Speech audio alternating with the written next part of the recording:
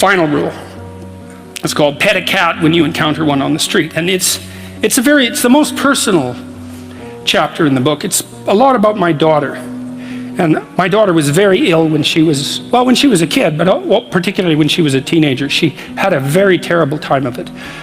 She had juvenile rheumatoid arthritis, and when she was between the ages of 14 and 16, it first destroyed her hip, which had to be replaced, and then it destroyed the ankle on her other leg, which had to be replaced. And she walked around for 2 years on broken legs, and she was taking massive doses of opiates and could hardly stay awake, and she had this advanced autoimmune disease, which produced all sorts of other symptoms that were just as bad as the joint degeneration, but which are harder to describe. And so it's just bloody brutal.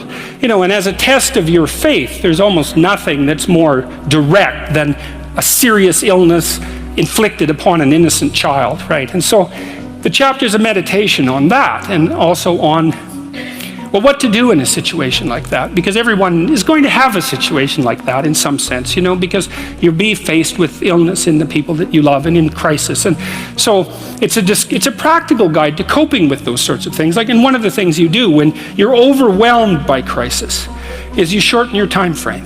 It's like you can't think about next month. Maybe you can't even bloody well think about next week, or maybe not even tomorrow.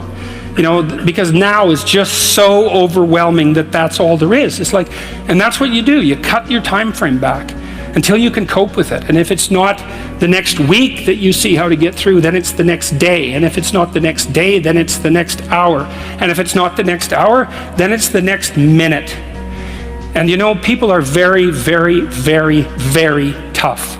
And it turns out that if you face things that you can put up with a lot more than you think you can put up with, and you can do it without becoming corrupted.